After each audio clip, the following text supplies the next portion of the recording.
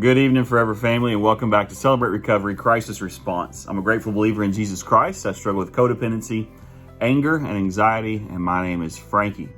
Hey, if this is your very first time with us, welcome. We are so glad that you are here. What you're going to see tonight is what we experienced on Tuesday night at our Celebrate Recovery service. And so, welcome. We are glad that you're here. Just a few announcements real quick before we get started tonight. If this is your first time, come join us on a Tuesday night for our newcomers class. We would love to get to know you, to plug you in so that you can fully work your program.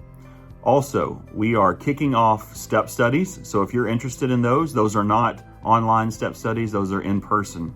We're looking for a guys leader and a gals leader.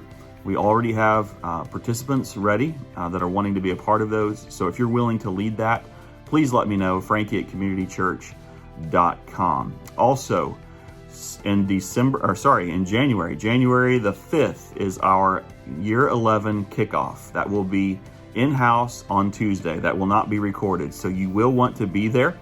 Hopefully by that point, we will have moved farther along in the whole COVID stuff. If we haven't, it's okay. There's plenty of room for you to spread out. You don't have to come in contact with anyone there. You can keep your distance and be just fine. The room is sterilized and then sanitized as soon as you all leave as well for the next group to come in. So plan to join us. That is January 5th for our Year 11 kickoff. Also, we are now in the process of recruiting volunteers, the P8 process, the giving back to the program to help with the celebration place and the landing. So if you're interested in that at all, I'm wanting to put together a team in the next couple of months to be able to help Randy and Marquita and to relieve that off of Ada and Mason for just being the specifics that lead that. All right, that wraps it up for me from announcements. We love you guys. So glad that you're here. JR led us in worship the other night, and then Ed brought an awesome message. So I'm excited for you to hear it. Let me pray for you guys, and then we'll move into it. Dear gracious Heavenly Father, God, I thank you for this audience that's here. I thank you for their ability to continue to jump online and to see what's going on a Tuesday night right here on a Thursday night platform. God, we love you. We praise you. We ask that you would just comfort those that aren't able to return yet and help them to be able to do so very soon. God, we love you. In your name we pray. Amen. All right. Love you guys. We'll see you soon. Well, tonight we're on lesson number 20, and I think a lot of you already know this, but just in case you don't, with COVID, things got kind of changed around, so we took an opportunity to switch our calendar a little bit so it can go January through December. And so we're going to be finishing up our 10th year the last week of December. Hope you'll be able to be here for that. But we are on lesson 20 tonight, and that is about the inventory. And I like this, again, because we're still going to be putting these Tuesday night things online for a few people that are still staying home and don't quite feel comfortable coming back yet, but we'll get back. So that's still going to be online, so we're being a little bit careful because they don't allow us to use the Celebrate Recovery material online, so we change things up a little bit. This lesson, we would normally call it the inventory lesson, but tonight I'm going to call it Check Yourself Before You Wreck Yourself. Right? And it's based on step 10 that says we continue to take personal inventory, and when we're wrong, we promptly admitted it. 1 Corinthians 10:12 says this: if you think you're standing firm, be careful that you don't fall. Well, amen to that, right? My commentary on it is this: if you think you're standing firm, ask somebody else's opinion just to make sure, because you're way too close to the situation, which is another way of saying, check yourself before you wreck yourself. So what the inventory does is it tracks your recovery and it identifies the trigger patterns, places, people, predicaments that send you spiraling out of control. But it only works if you do it. Not hard to imagine. And it only works when you do it. Again, not hard to imagine. So we recommend that you do inventory every day. Just check yourself out. Just check yourself out. Without identifying our patterns, We're going to be pulling more triggers than Bruce Willis in Die Hard 12. And we're going to be just as clueless as Bruce Willis is about all the empty seats for Die Hard 12. Consequently, you're going to keep doing the same things that you've always done in similar settings and situations and walk away from it confused and wondering, how come I can't get past this? You got to identify those patterns. You really do. We all need to identify the patterns.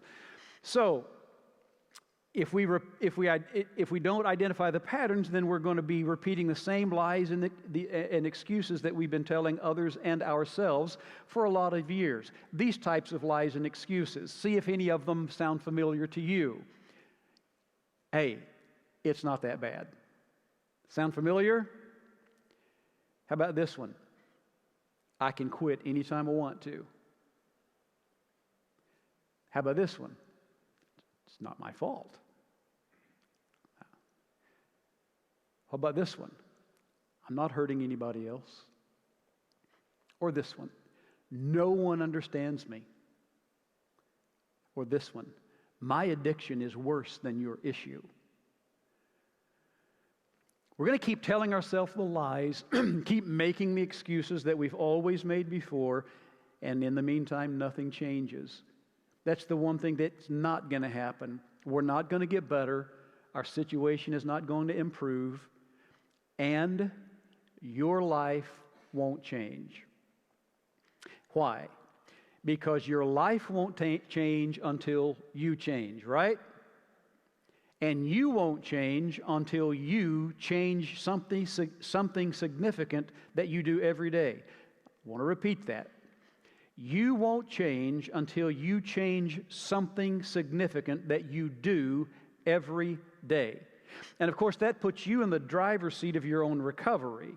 No one else is to blame for the life that you live or that I live, because even if someone has done something to us, we get to respond to it.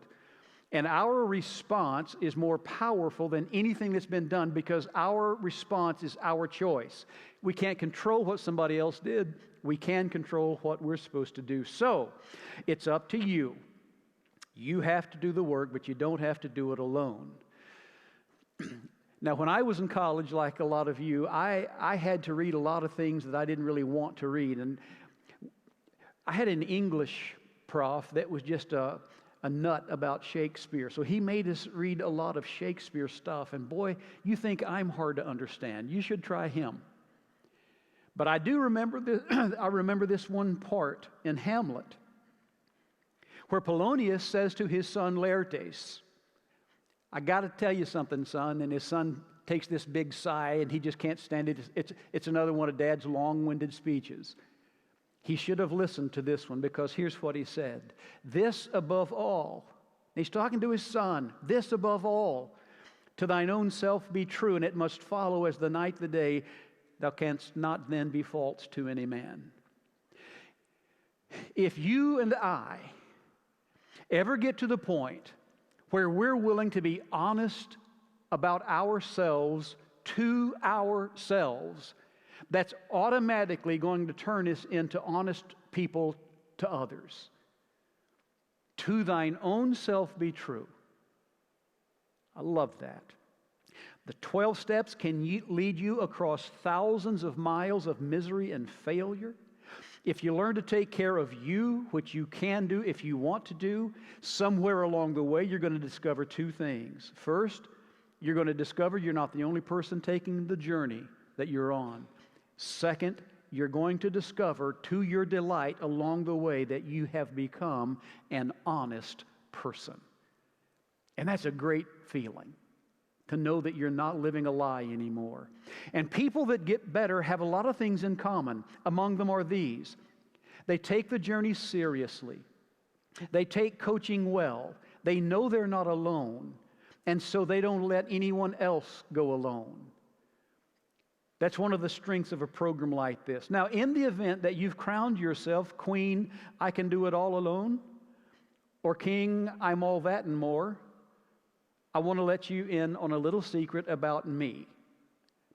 who used to think that I didn't need anybody else's help because, after all, I've been to seminary, I'm a pastor, I'm the helper, not the helpee. I don't need to talk to other people. I don't need the program. I just need to bring it for you poor, pitiful people. It's a big lie. So here's what I know about me. I'm just going to confess it to you. My memory sucks. On any given day, I can and I do get up from my desk and I walk out of my office for any of a dozen reasons. So far, so good. But if I see a coworker, I'll always stop and say hello. And here's where trouble starts.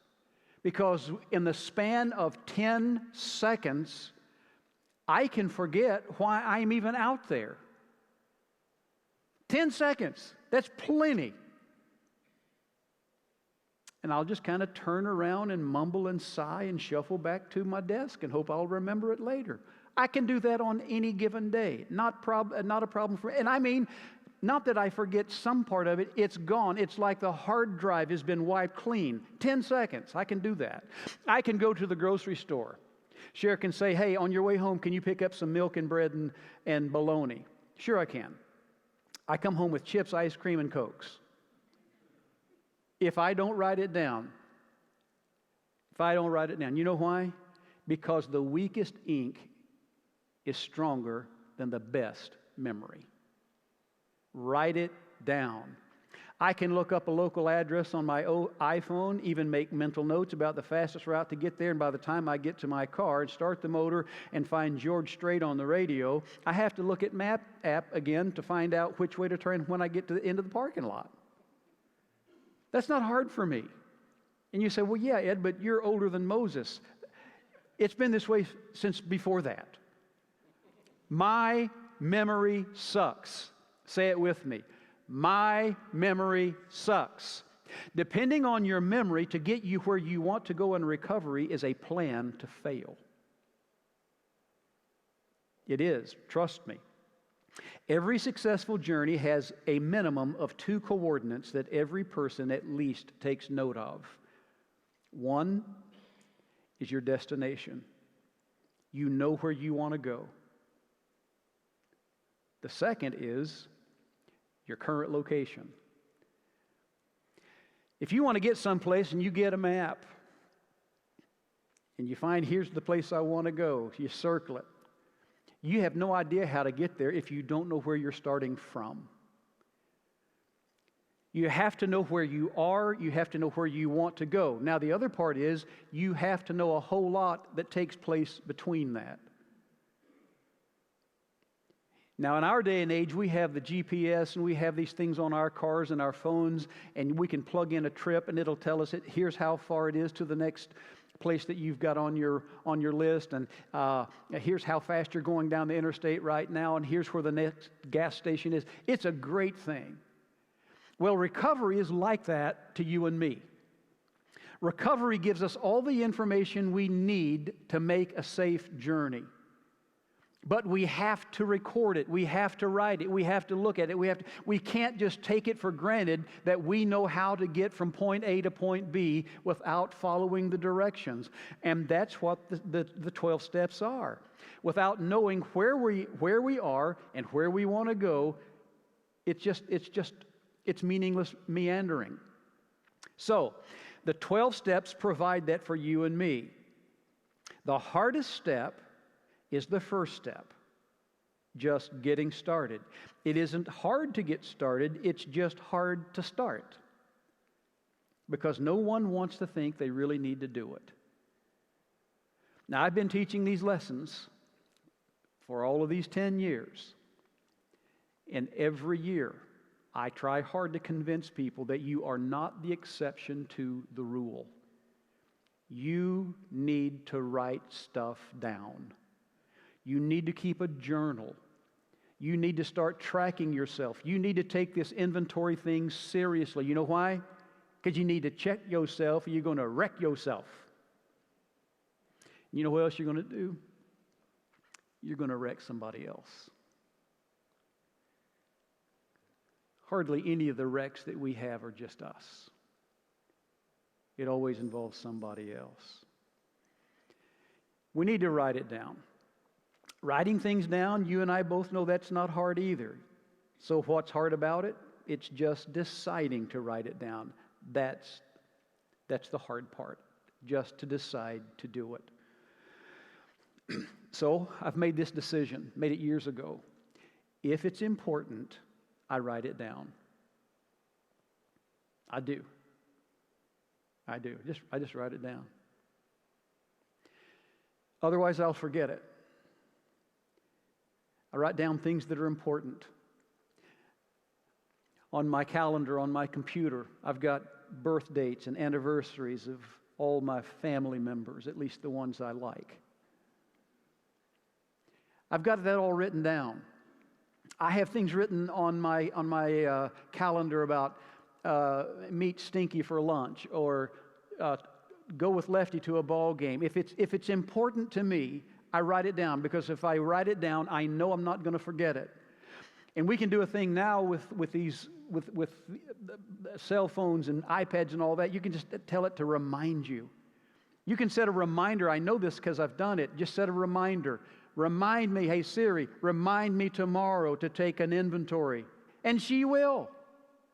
And if you want to, you can change it to a guy's name and make him sound like an Irishman. Tomorrow you ought to write it down. It sounded more Swedish than Irish, but these are my issues. So I track birthdays, anniversaries, achievements, all this stuff. I track the things my doc tells me so I can live longer and better. I track our earning and spending habits, because Sharon and I have this thing, you know, in the house, is that I want to save money, and she figures money is for spending. She's better at her part than I am at mine. So we have to keep track of it, because if we don't, the bank sends us a letter and says we've written a check that exceeds the amount of money we have, and then you know what the bank does? It charges you more of what they already know you're out of. Doesn't make sense. But if you track it down, you never have to have those problems. If it's important, write it down. It's as simple as that. So, you should track you, because you are important. You are important to God. He wouldn't have created you otherwise. He wouldn't have sent His Son for you if you were not important. He wouldn't have said, if any man thirsts for the living water, he can call on me. You don't have to be perfect. You don't have to be religious. In fact, being religious works against you. But being grateful and faithful works for you. Track it, write it down. Here are some starter questions for you. By the way, let me read Galatians 5:22 and 23.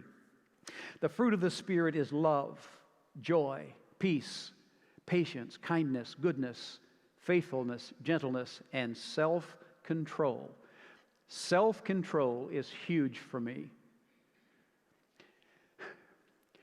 I used to think that if I could figure out how to control others, because my first jaunt in Celebrate Recovery was dealing with codependency.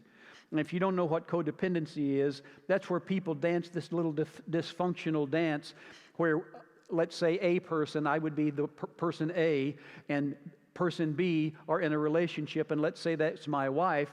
I feel like in order for me to be happy, I have to make her happy. And if I can't make her happy, then I can't be happy, so I'll do whatever I can to make her happy. But the problem is, I think I know more about how to make her happy than she does. Now, is that jacked up or what?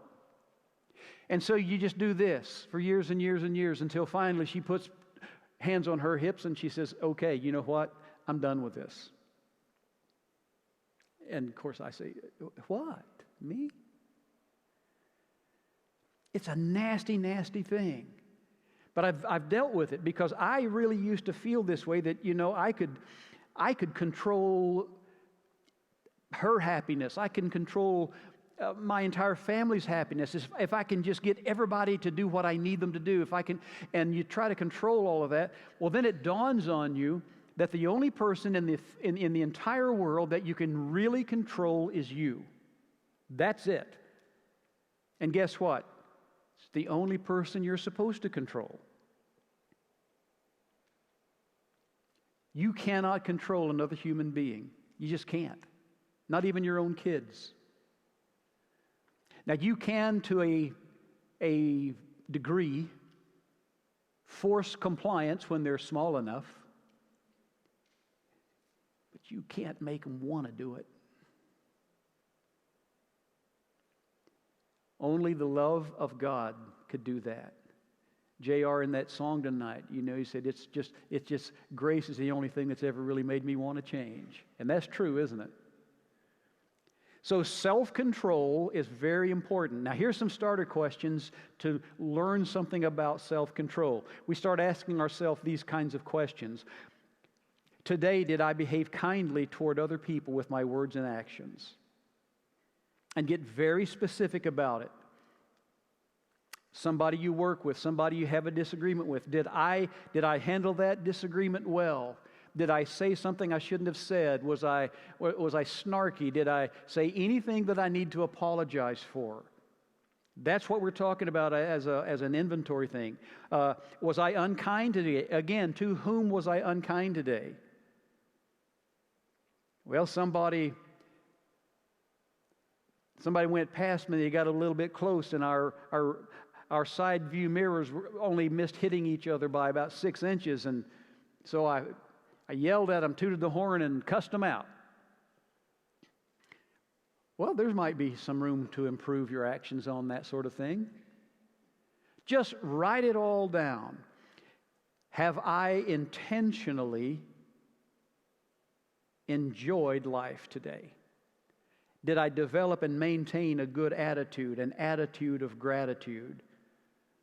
Or did I go through today looking like I was baptized in lemon juice? You know that person, right? It's like this school teacher I had when I was in high school. I decided she was the most even-tempered person I'd ever met. She's mad all the time. You know people like that. I don't want to be like that. I want to be around people that are winsome and people that are gracious and people that are kind. I don't mean pushovers. I don't mean that. I don't mean that at all. The strongest-hearted men I know are also the kindest-hearted men that I've ever known. Ask myself these questions. Am I doing that? I love this one. Today, did I put the serenity prayer into practice? I love the serenity prayer, right? So do you. It's marvelous. We're going to say it together here in just a few minutes. Did I change the things I could and accept the things I couldn't change? Love that. And did I ask God to remind me of the difference? Love it. Next, how did I do with my patience today? What caused me to lose my patience? With whom did I lose my patience? Just write it all down. Today, in all of my affairs and all of my conversations, was I honest? Did I say what I meant, and did I mean what I said? Honest. Did I operate with integrity? You know, you can tell the truth technically and still be lying, right? You've heard my story before. I'll tell it again. Surely you like it. It's wonderful.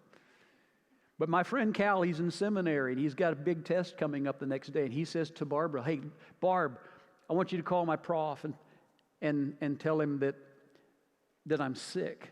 And she said, "Calvin, you're not sick."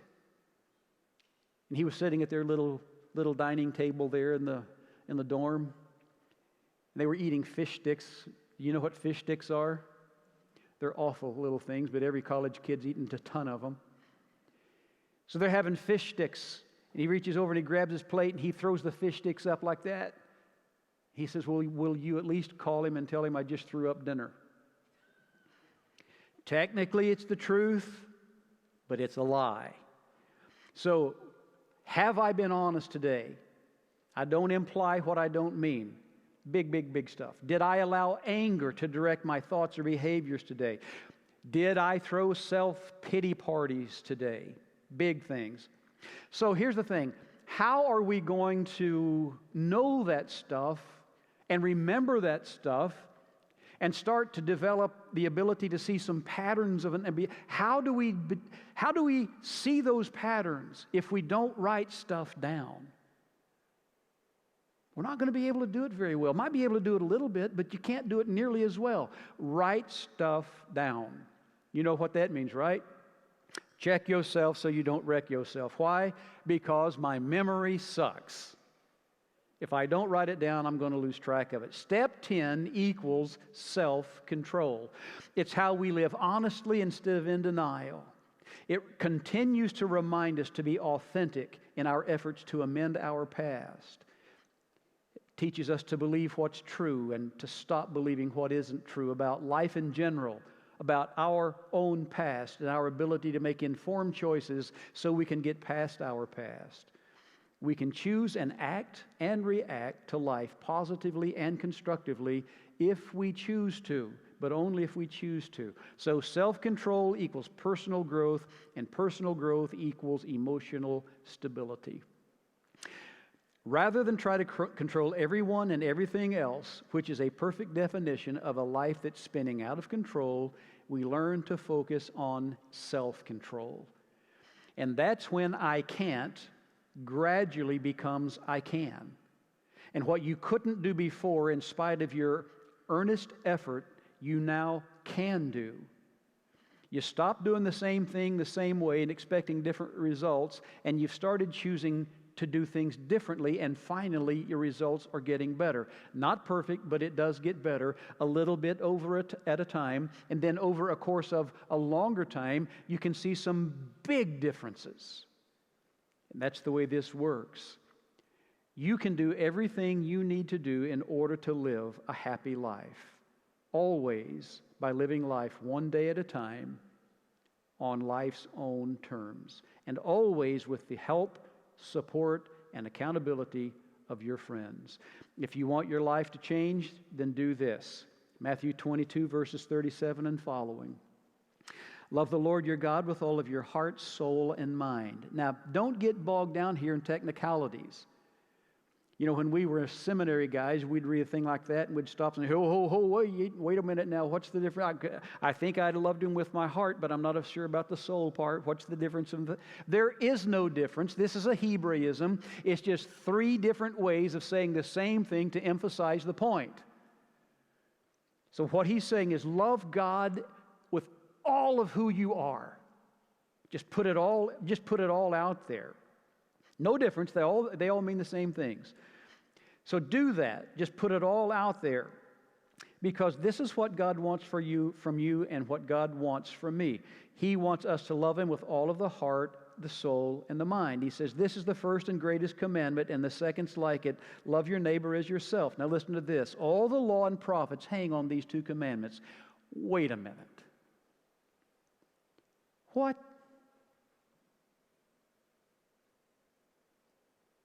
All that God expects of us is wrapped up in these two commands? You got to be kidding me. I got a Bible at home that's that thick. You're telling me just these two things wrap it up? Yes. I promise you, these two things summarize all that God expects and wants from you and me. Love God with all of your heart and soul and mind, and love your neighbor as yourself. That wraps it all up. It's almost too good to be true.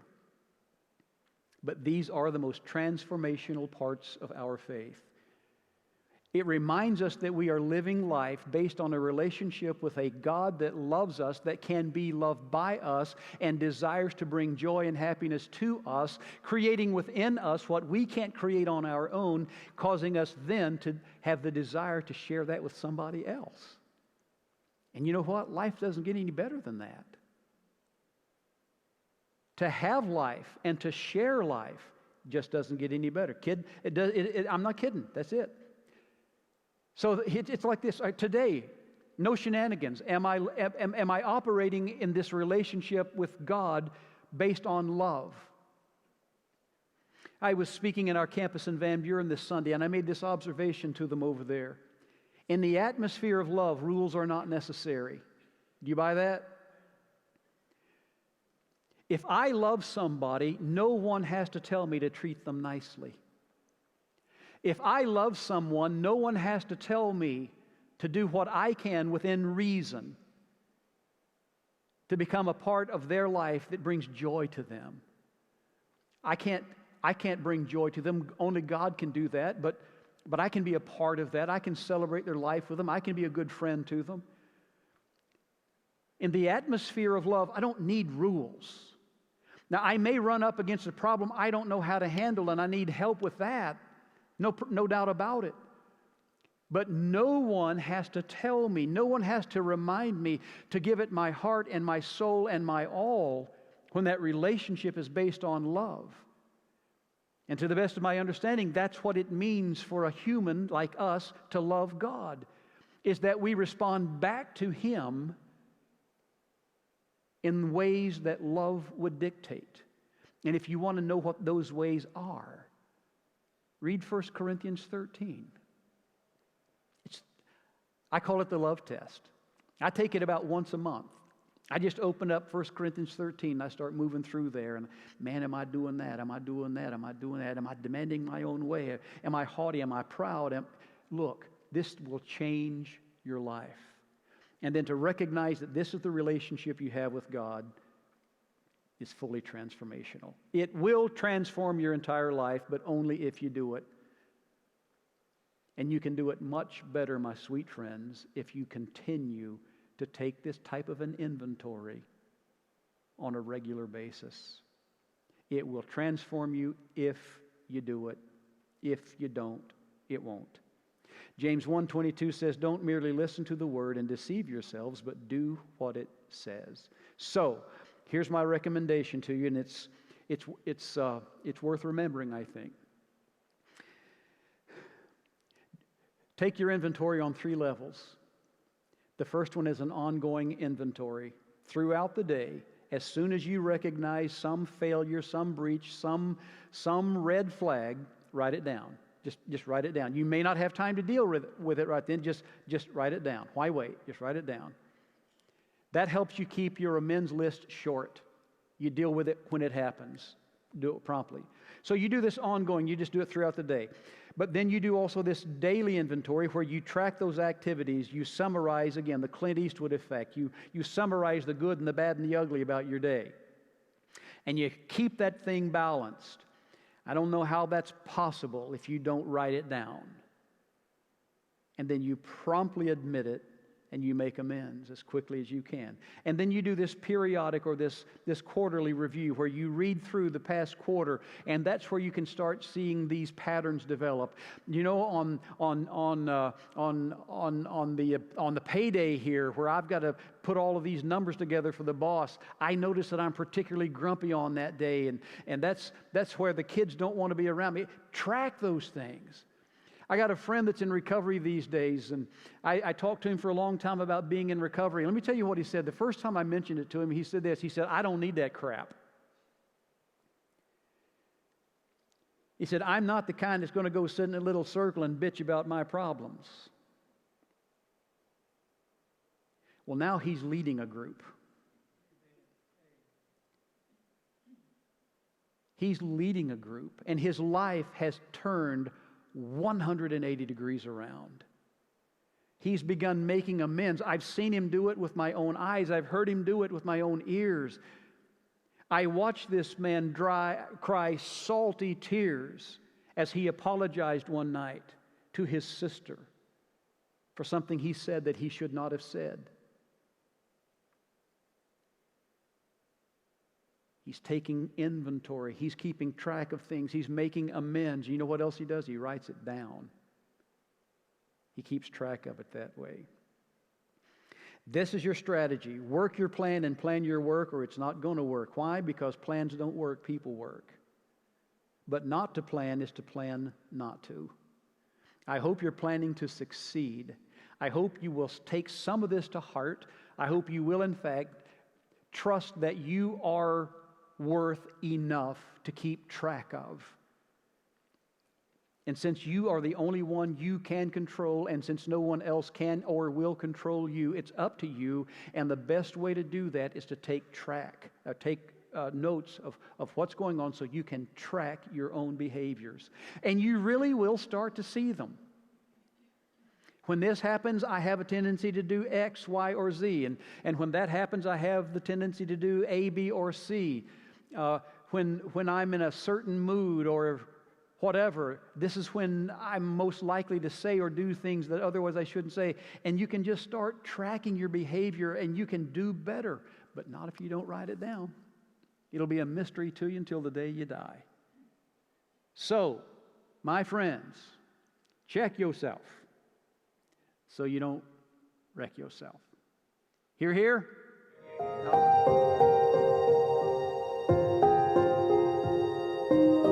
God, grant me the serenity to accept the things I cannot change, courage to change the things I can, and the wisdom to know the difference.